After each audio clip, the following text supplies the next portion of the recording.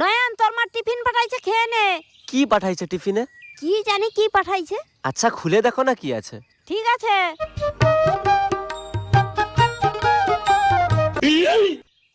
ঘিয়ে ভাজা পরোটা আর আলু ভাজা পাঠাইছে।